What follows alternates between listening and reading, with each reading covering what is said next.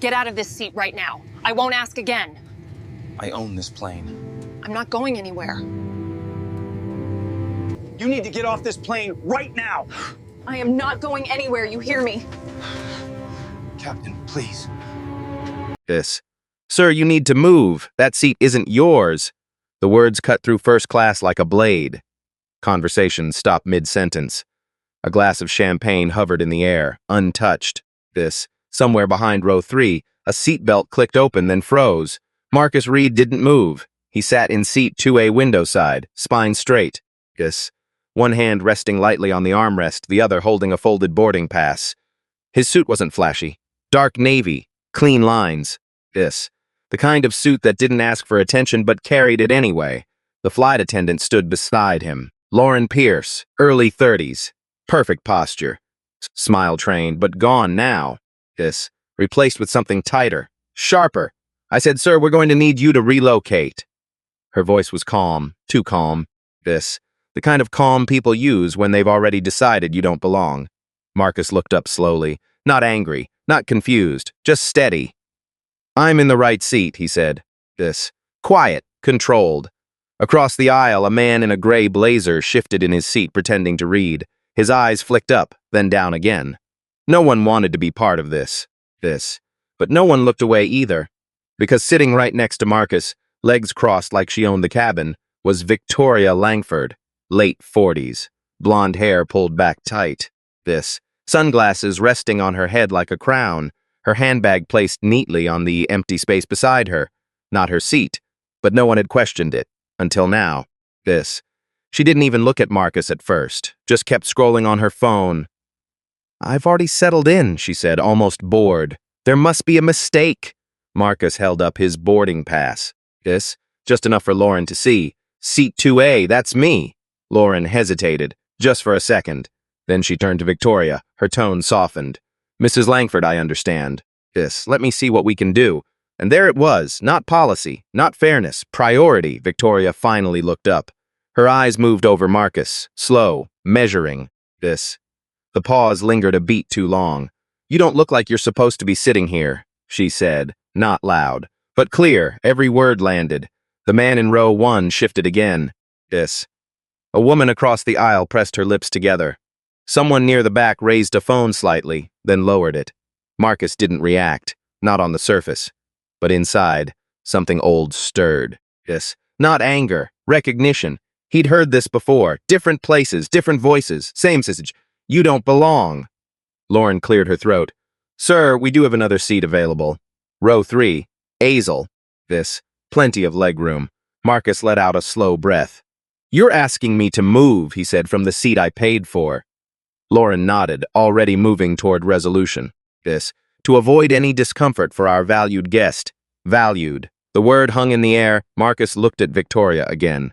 She was smiling now, not openly, just enough. The kind of smile that assumes the outcome is already decided. Around them, the cabin stayed quiet.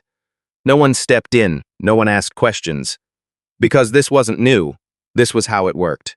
The quieter person moves, the easier one gives in. Marcus leaned back slightly, his fingers tapped once against the armrest. Slow, deliberate. "No," he said.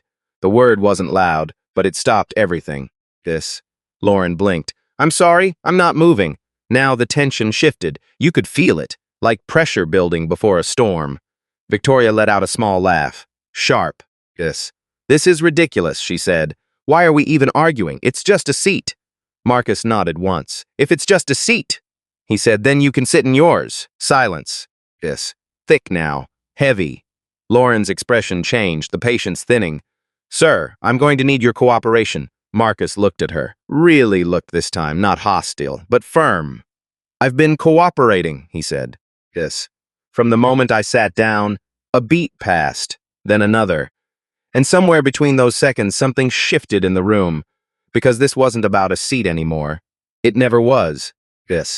Lauren inhaled slowly, the kind of breath someone takes before choosing a side. "Sir," she said, firmer now, "this isn't up for debate." Marcus didn't answer right away. His eyes moved past her, scanning the cabin. People were watching, but pretending not to. A man adjusted his cufflinks. A woman stared too hard at the safety card in her lap. No one wanted to be the one who spoke, because everyone understood what was happening, and everyone understood the risk of saying it out loud. Victoria leaned back deeper into the seat. Her fingers tapped lightly on the armrest. Confident, relaxed. "This is exactly the problem," she said, shaking her head. "People come in here, don't understand how things work, and suddenly it's a scene." Her voice carried just enough to reach the surrounding rows. Marcus heard it, every word, but he didn't flinch. Lauren shifted her weight. "We need to finish boarding. If you don't move voluntarily, I'm going to have to escalate this." There it was, the line, not about right or wrong, about control. Marcus nodded once. "Slow, then escalate." A few heads turned now. That word landed differently. Lauren's jaw tightened. She reached for the intercom panel, then stopped.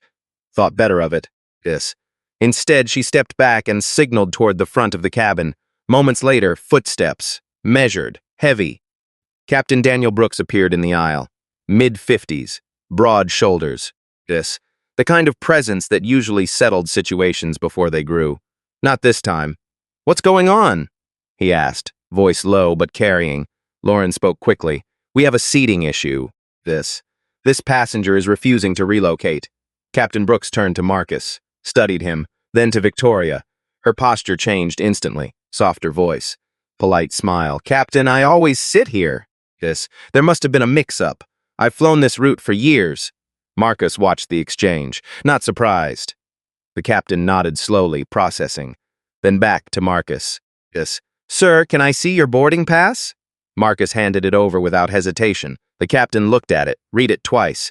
"Seat 2A, Marcus Reed. No confusion, no mistake." He knew it. Lauren knew it. Everyone knew it. But still, the pause lingered. Captain Brooks exhaled. "All right, here's what we're going to do." There it was again. Not what's right. What's easier. "We got another seat available. Same cabin, we can move you there and get this flight out on time." Marcus looked at him. Really looked. "You're asking me to give up my seat. I'm asking you to help us avoid a delay." Marcus tilted his head slightly. "At my expense?" The captain's tone tightened. "At everyone's benefit." A murmur moved through the cabin, subtle, uncomfortable, because now it was clear. The pressure wasn't just coming from the crew, it was coming from the room. From people who just wanted the problem to go away. Marcus leaned forward slightly. His voice dropped. "Tell me something, Captain." The air shifted again.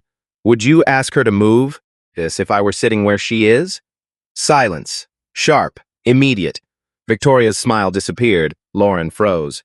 The captain didn't answer, because he couldn't. And that silence said everything. A man in row 3 lowered his newspaper completely now. Another passenger reached for her phone again, this time not hiding it. Victoria scoffed.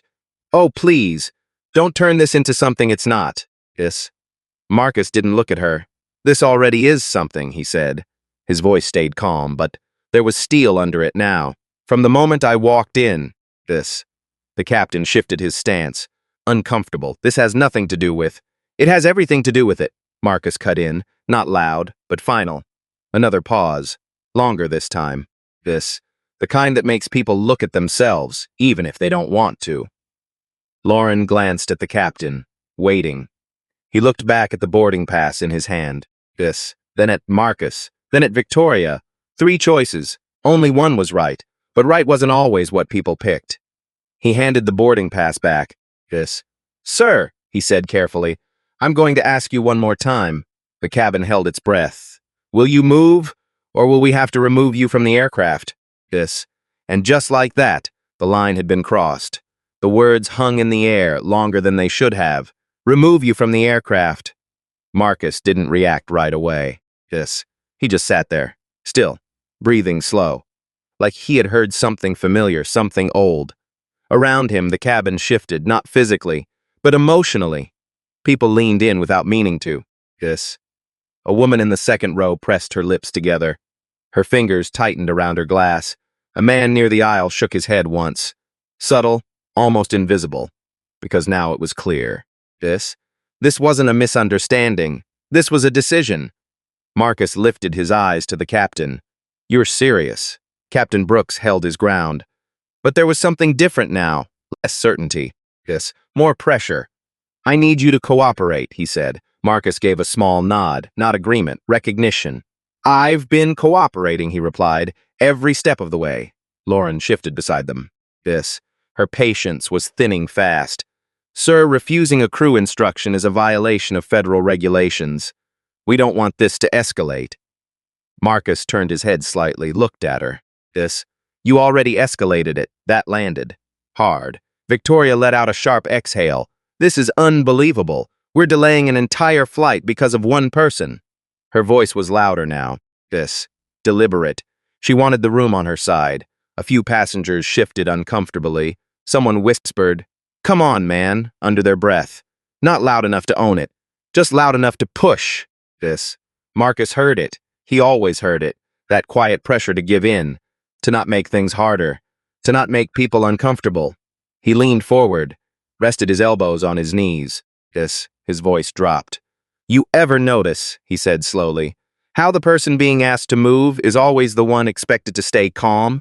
No one answered, because they knew. Victoria rolled her eyes. Oh, now it's a speech. Marcus didn't look at her. It's a pattern. The captain's jaw tightened. Sir, this isn't the time. It's exactly the time. Short, clean, final. Another silence. This one deeper.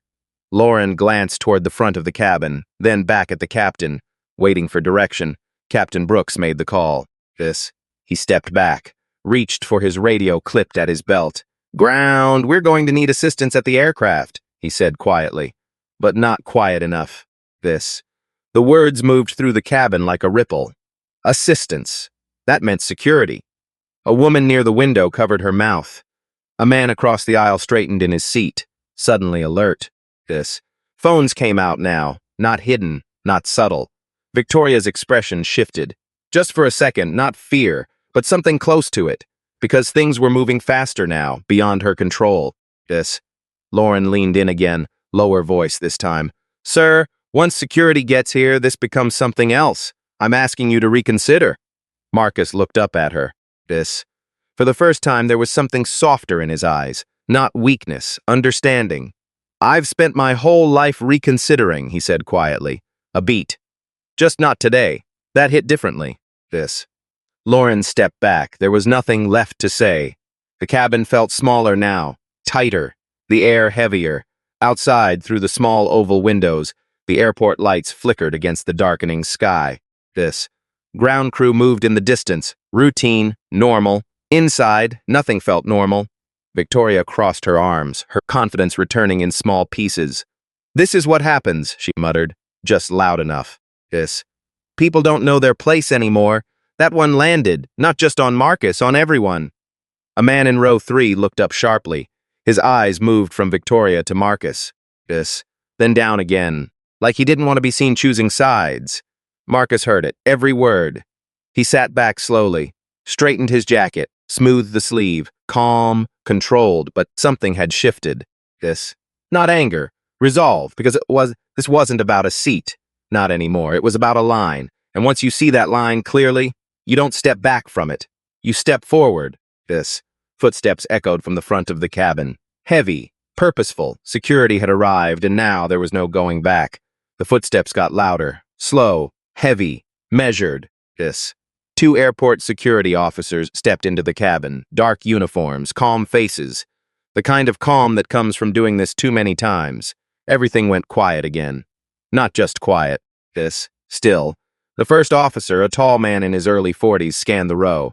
His eyes moved from Lauren to the captain, to Marcus, then to Victoria. He didn't rush. Didn't assume. Just took it in. What seems to be the issue? He asked. Captain Brooks answered before anyone else could. We have a passenger refusing to comply with crew instructions. The officer nodded once, then turned to Marcus. Sir, can you tell me what's going on? Marcus met his eyes. No defensiveness, no fear. I'm sitting in my assigned seat, he said. And I'm being asked to move for someone else. Simple. Clear. The officer looked at Lauren. Is that accurate? Lauren hesitated, just for a fraction of a second. Then she straightened. He's refusing to relocate after multiple requests. Not wrong, but not the truth either. The second officer, a woman in her late 30s, stepped closer. Her gaze sharper, yes, more focused. Can I see your boarding pass, sir? Marcus handed it over again. Sheet slow, seat 2A. She glanced at the empty seat label above him. Yes, then at Victoria, then back at Marcus, a small pause. Long enough to notice. Victoria shifted in her seat, her fingers tightened on her phone. This is ridiculous, she said. Yes. Are we really doing this? I already told you there was a mix-up. The female officer looked at her now. Really looked. And your seat is? Victoria hesitated. Yes, just a beat. 2B, she said quickly. But I always sit here. Always, like that word carried weight. The officer didn't react. She just nodded. Yes. Then handed the boarding pass back to Marcus. Sir, the male officer said gently, we're going to need you to step off the aircraft with us so we can sort this out. Yes. There it was, the moment. A few passengers shifted in their seats. One man whispered under his breath, come on, not to Marcus, to the situation, to the tension. Yes. Marcus didn't move, not yet. He looked at the officer. Am I being removed for breaking a rule or for refusing to give up my seat? The question hung there. Yes, heavy. The male officer exhaled slowly. We just need to resolve this outside. That's not what I asked. Short, sharp. The female officer's eyes flicked back to the captain. Yes. Then to Lauren. Something wasn't lining up. She could feel it. Everyone could. Victoria leaned forward slightly, her voice lower now but edged. This is taking way too long. This. You're holding up an entire plane for one person. One person. Marcus heard it. He always heard the way people reduce things when it made them easier to ignore. He stood up. This. Slowly. The movement alone shifted the energy in the room. Not aggressive, not rushed, but deliberate, controlled. The officers stepped back half a step. Instinct. Marcus adjusted his jacket, smoothed the front. This. Then looked at the female officer. I'll step off, he said. But let's be clear about something. The cabin leaned in again. Even the ones pretending not to. This. I'm not the one who created this situation. A pause. And I'm not the one avoiding it. The female officer held his gaze. For a moment, it wasn't about procedure.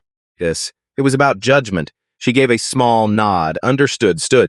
Victoria let out a quiet breath, relief creeping back into her posture, like the outcome had finally settled. This, like the system had corrected itself. Marcus stepped into the aisle. Phones were up now, no hiding it. People were recording, watching, documenting. Because something about this felt bigger than a seat.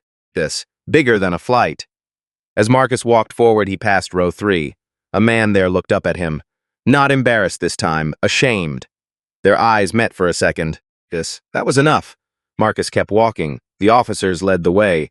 Lauren stepped aside, didn't say anything, didn't meet his eyes. The captain watched from behind, silent now. Yes, because somewhere along the line, control had slipped. Not visibly, but enough. Marcus reached the front of the cabin, paused, just for a second, then turned his head slightly. His voice was calm. This. But it carried.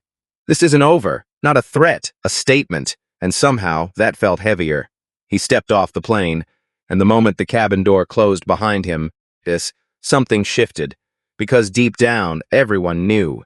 They hadn't removed the problem. They had just moved it somewhere else. The jet bridge was colder than the cabin. Not just the air. The silence. It hit different out there. Marcus stepped forward without being pushed.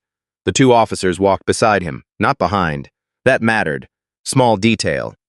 But it said something. The door closed behind them with a dull thud. Inside, the plane buzzed again. People talking, moving, pretending it was over. Out here, it was just the sound of distant engines and footsteps on metal. The male officer spoke first. Sir, we're just going to step over to the side and talk this through. Marcus nodded. He didn't argue, didn't resist. He had nothing to prove in that moment. They stopped near the wall. A narrow space. Gray panels, fluorescent lights overhead. Everything felt smaller here. Tighter. The female officer crossed her arms lightly, not defensive, thinking. Help me understand, she said. You were in your assigned seat. Yes. And they asked you to move. Yes. For what reason?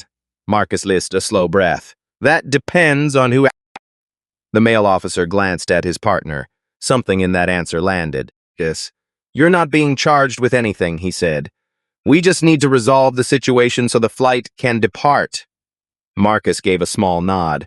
I understand your position, he said. This. But I need you to understand mine a beat. I followed every rule. The female officer studied him. Not just his words, his posture, his tone, no aggression. This, no defiance, just clarity. Behind them, the cabin door opened briefly. Lauren stepped out, quick glance. Then she walked over. They're ready to proceed once he's cleared, she said quietly. This. The male officer looked at her. We're still figuring that out. Lauren forced a smile. It's a simple situation. Marcus turned his head slightly. It stopped being simple a while ago. This. Lauren didn't respond. She couldn't, because she knew. The female officer shifted her weight. Mom, she said to Lauren, the seat assignment was his. Lauren hesitated again. Yes, but no, the officer cut in, calm but firm. That part isn't unclear. Lauren's expression tightened. Pressure was building, not from Marcus, from the truth catching up. Inside the plane, through the small window in the door, Victoria was visible. Still in the seat, still waiting, still assuming that... The male officer looked back at Marcus. Sir, if you're willing, we can get you on another flight. No issues, no delay. Marcus nodded once. That's an option, he said, a pause. But it's not the right one. The female officer's eyes narrowed slightly. Not in anger, in understanding. Why not? She asked. Marcus didn't answer right away. He looked down the jet bridge. Empty. Quiet. Then back at her. Because it keeps happening. The words were soft. But they carried weight, different places. Same situation. Same decision. He paused. And every time, someone like me is expected to make it easier for everyone else. Lauren shifted again, uncomfortable now. That's not what this is about, she said. Marcus looked at her. It is for me. Silence, not awkward, heavy, the kind that forces people to sit with something they don't want to see. The male officer rubbed his jaw, thinking, this wasn't just a routine removal anymore. He turned to his partner. We need to be careful here. She nodded slightly. Already are. Lauren glanced toward the plane again. Time was ticking, pressure building from inside. Look, she said, voice lower now. We can't hold this flight. We need a resolution. Marcus stepped forward half a step. Then resolve it. Short, clear, no anger, just truth. The female officer held his gaze, and in that moment something shifted again. Not in Marcus. In them, because this wasn't a man causing a problem. This was a man refusing to carry one that wasn't his. Behind the door, the cabin waited. Inside, people were ready to move on. Out here, the real decision was still being made. And for the first time, it wasn't as simple as moving someone out of the way. A radio crackled somewhere down the jet bridge. Short bursts of static. Then a voice. Low, urgent. The male officer stepped aside, hand moving to his shoulder mic. Go ahead. A pause. He listened. His posture changed, not dramatically, but enough. The female officer noticed. Her eyes narrowed slightly. What is it? He didn't answer right away. Just kept listening, then gave a short response. Copy that. When he turned back, his expression was different. Less procedural, more alert. Lauren felt it immediately. Is there a problem? The officer looked at her, then at Marcus. Operations just flagged this flight, he said. Lauren blinked. Flagged? For what? Another pause. The kind that stretches a second into something longer. Passenger verification, he said. Marcus didn't move, didn't speak, but something behind his eyes shifted. Not surprise. Recognition. Lauren frowned. We already verified him. His boarding pass is valid. The female officer stepped in. That's not what this is about. Lauren's voice tightened. Then what is it about? The male officer glanced back at his partner. Silent exchange. Then he looked at Marcus again. Sir, he said carefully, do you have any additional identification on you? The question landed heavier than it should have. Marcus reached into his jacket, slow, controlled, pulled out a slim leather wallet. He opened it, paused, then handed over a card. Not flashy. Black, clean, minimal. The female officer took it. Her eyes moved cross-orbit once, Then again, slower the second time. Her expression didn't change immediately, but her posture did. This? She straightened, just slightly. The male officer leaned in. What is it? She didn't answer, not yet. Instead, she turned the card so he could see it. His eyes dropped. This. Focused, then widened, just a fraction enough. Lauren noticed. What is that? The female officer finally spoke. Her voice was lower now, respectful. Marcus Reed, she said quietly. A beat. This. Chairman of Crown Atlantic Group. Silence. Not the quiet from before. This was different, heavier. Lauren's face drained. What? The male officer exhaled slowly. That's the parent company. This. Another beat. The airline, he added. Lauren's lips parted. No words came out. Behind the door, through the small window, Victoria shifted in her seat. Still waiting. Still unaware. This. Marcus took the card back, slipped it into his wallet. No performance, no emphasis. Just calm. The same calm he had from the beginning. The female officer looked at him differently now. This. Not intimidated, but aware. I didn't realize, she slightly. You weren't supposed to. That landed. Hard. Lauren took a step back. Her breathing changed. Faster now. This. Less controlled. We didn't know, she said quickly. If we had known, Marcus looked at her, and that stopped her, because that was the problem. Right there. This. If you had known, he said quietly, this would have gone differently. Not a question.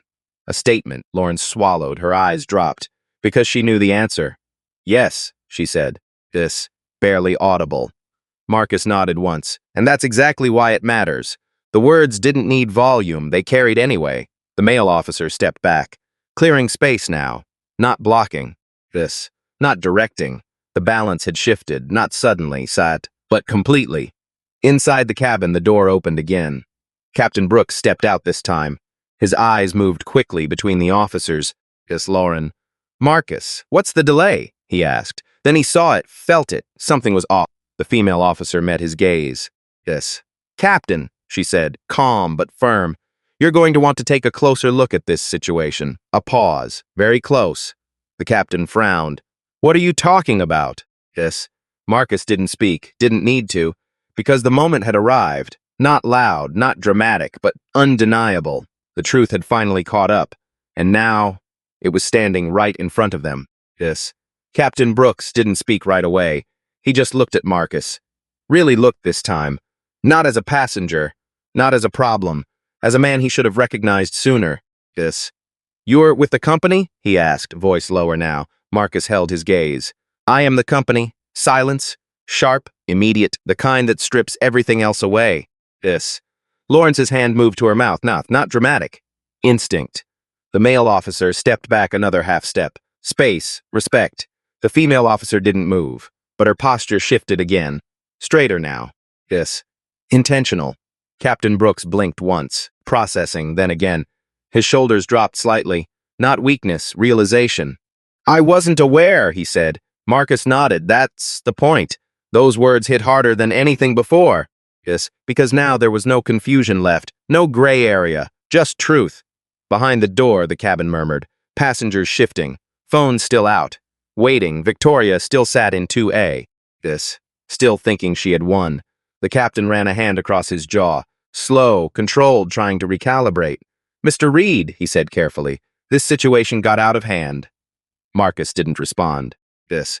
Because it hadn't just gotten out of hand, it had been allowed, encouraged, built. Lauren stepped forward slightly. Sir, if we had known... Marcus turned his head. Not fast, not aggressive. This. But enough to stop her. That's the second time you've said that, he said. Lauren froze. Do you hear what that means? He asked. Her lips parted. No answer came. This. It means respect here is conditional. A pause. Based on who you think someone is. The female officer's eyes flicked to Lauren, then to the captain. This, because that was the core of it. Not a seat, not a delay, a system. Marcus took a step forward, closer to the captain now, not invading space, but closing distance. This. You didn't verify fairness, he said. You verified comfort, short, clean, accurate. Captain Brooks didn't argue. He couldn't. Instead, he nodded slowly. You are right. That word landed differently than all the others. This. Because it costs something. The male officer crossed his arms loosely, watching. not intervening anymore. Lauren's voice came out softer now. What would you like us to do? That question shifted everything. It's not demand, not instruction, accountability. Marcus looked past them, toward the cabin door, then back. I'd like you to fix it, he said. No anger, no performance, just expectation. Captain Brooks straightened. Yes, decision settling in. Understood. He turned toward the door, paused, looked back at Marcus. You're coming back on the aircraft, he said, not a question. Marcus nodded once. The captain opened the door. Yes. The sound of the cabin rushed out. Voices, movement, tension still hanging in the air, every head turned, every eye locked on the doorway.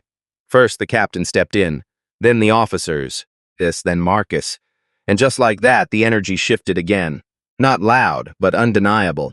Victoria looked up, annoyed at first, then confused, because something was different.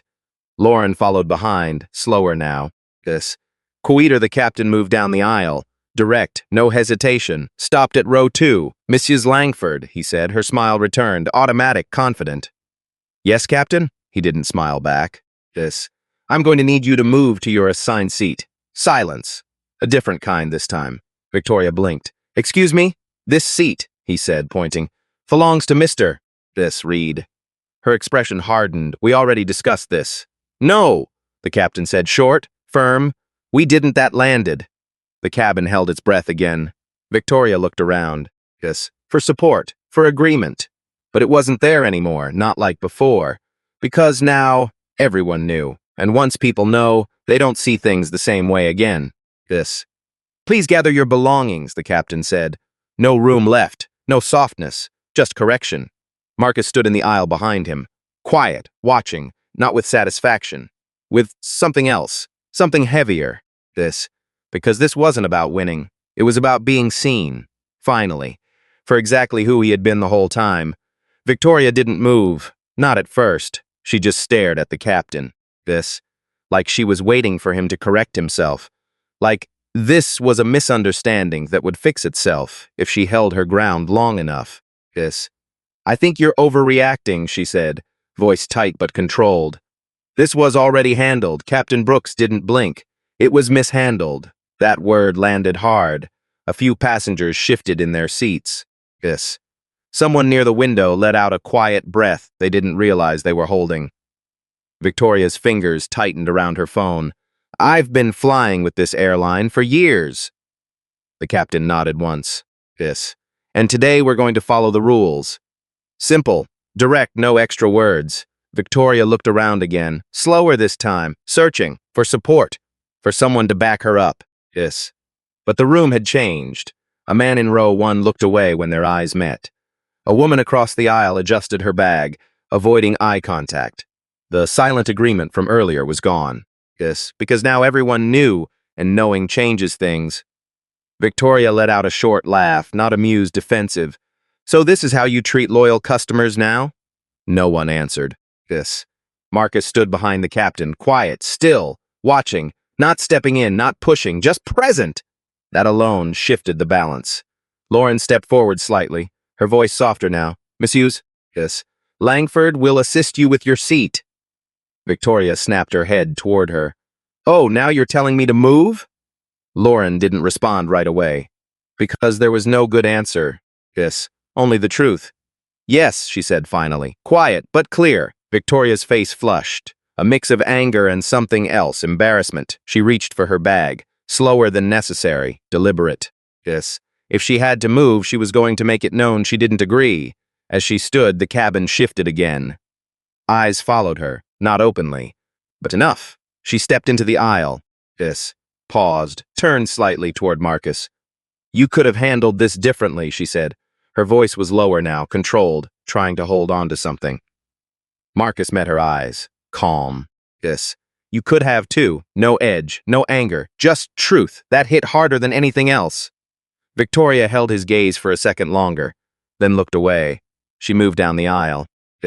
Each step a little faster than the last. Not running, but not steady either. Lauren followed, offering quiet directions, guiding her to row 2B, the seat she had ignored from the start. As Victoria sat down, she adjusted her coat, fixed her posture, tried to reclaim control. But it was different now. The seat hadn't changed. The room had. Back in row 2A, the space was open again, empty. Waiting, Captain Brooks stepped aside, looked at Marcus. "This is your seat, sir." The words came out formal. But there was weight behind them now. Recognition. Marcus stepped forwards, deliberate. He didn't rush, didn't claim it like a victory. He simply sat down, adjusted his jacket. Placed his boarding pass on the armrest. Same as before, but everything felt different. The cabin stayed quiet for a moment. Then, from somewhere behind, a single clap. Soft, unexpected. It stopped almost immediately, but it had already happened. A few passengers exchanged glances. No one joined in, but no one dismissed it either, because they felt it too. Not applause. Acknowledgement returned to the front, her movements more careful now, more aware. She stopped near Marcus's seat, hesitated, then spoke. "Mr. Reed, I apologize. Not rehearsed, not perfect. But real." Marcus looked up at her, a long pause. "I hope you mean that for the right reason," he said. She nodded. "I do." He studied her for a moment, then gave a small nod back. Not acceptance, but recognition. The captain stepped toward the front again. "Prepare for departure," he called. His voice was steady, but different, because something had shifted. Not just in that row, in the whole cabin, and somewhere deep in that shift, there was a quiet understanding. Respect shouldn't need proof. But when it does, it reveals everything. The cabin doors closed again with a firm, final sound. This time it felt different, not routine, not automatic, deliberate. Marcus sat in seat 2A, looking out the window. The runway lights stretched into the distance, glowing against the darkening sky. For a moment, everything was quiet again. But it wasn't the same quiet. It carried weight. Lauren moved through the aisle, slower now. Every gesture measured, every word chosen. When she reached Marcus again, she paused. "Would you like something to drink before we depart, sir?" She asked. Her tone had changed. No edge, no assumption, just respect. Marcus turned his head slightly, looked at her. "Waters is fine." She nodded. "Of course, simple exchange." But it meant something now. Across the aisle, the man in the gray blazer cleared his throat. "That was something," he muttered half to himself. Marcus didn't respond, but he heard it. Everyone heard it, because no one could pretend anymore. In row 2B, Victoria sat stiff, hands folded too tightly in her lap, her phone screen dark. She wasn't scrolling anymore. She was thinking. Her eyes flicked once toward Marcus, then away. Fast. Like looking too long would force her to confront something she wasn't ready to face. The engines outside began to hum. Low at first, then stronger. The familiar vibration rolled through the cabin. Captain Brooks' voice came over the intercom. Calm, professional. "Ladies and gentlemen, thank you for your patience. We'll be departing shortly." A pause. Then he added, quieter. "We appreciate your cooperation." The words lingered, because some people knew exactly who they were meant for. Marcus leaned back in his seat. Closed his eyes for a brief second, not to rest, to settle. Because moments like this didn't just pass, they stayed, in small ways, in the way people remembered them.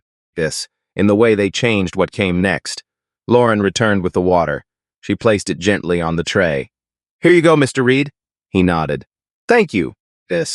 She hesitated, then spoke again. "I've been doing this job for a long time," she said softly, "and I thought I knew how to handle situations like that." Marcus looked at her. "You handled it the way you were taught," he said. She swallowed. "That doesn't make it right." "No," he agreed, "but it makes it fixable." That landed, not like a lecture. Like a chance. Lauren nodded slowly. "I understand," and this time she did. A few rows back, a woman leaned toward her husband, whispered something. He nodded. Both of them looked toward Marcus, then back at each other. Conversations were happening now. Quiet, but real. Not about the delay, about what they had just seen. Because it felt familiar.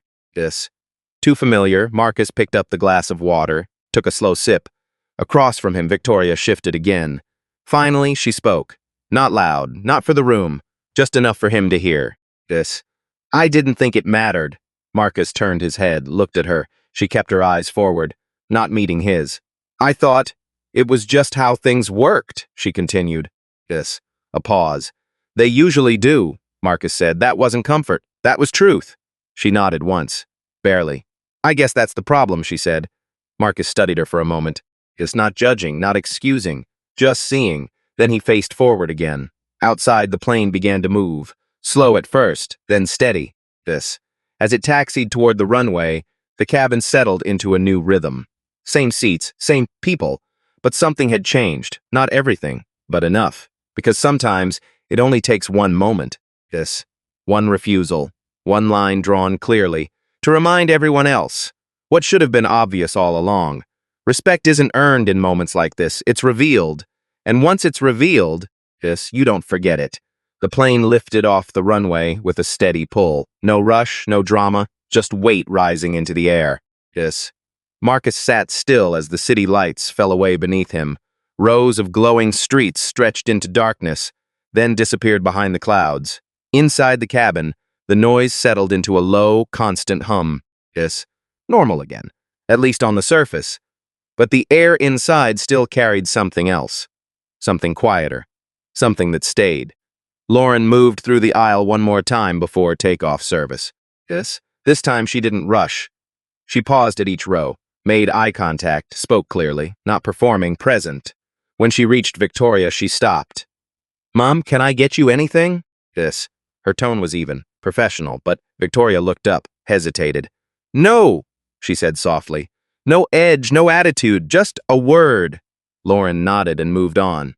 That moment passed quickly, but it mattered, because it showed something had shifted. Not perfectly, but enough. Across the aisle, the man in the gray blazer finally leaned back, let out a long breath. "That was a lesson," he murmured. His wife nodded beside him. "For all of us." They didn't look at Marcus when they said it. They didn't need to. Marcus kept his eyes forward. Hands resting calmly. No victory in his posture. No pride. Just stillness.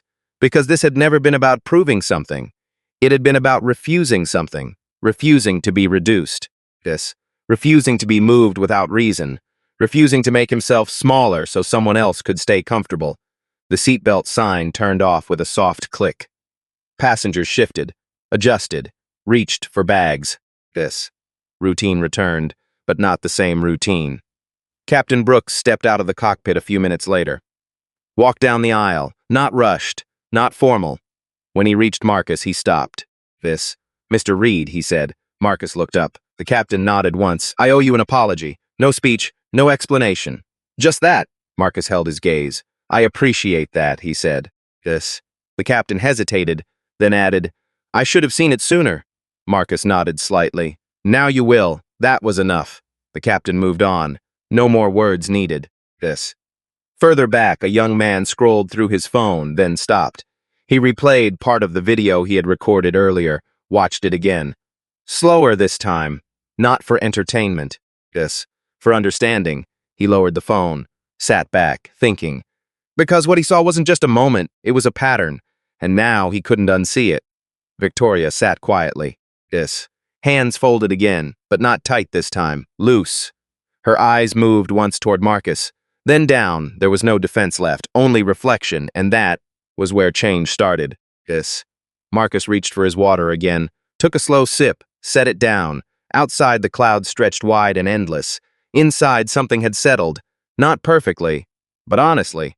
Because respect didn't arrive when the truth came out. It had always been required. It had just been ignored, until someone refused to ignore it any longer. Marcus leaned back. Closed his eyes for a moment, then opened them again. Steady, grounded, present. The flight continued, but the moment stayed, carried forward in every person who witnessed it. In the way they would act next time, in the way they would choose. Because sometimes change doesn't come from power. It comes from someone standing still, when everyone expects them to move.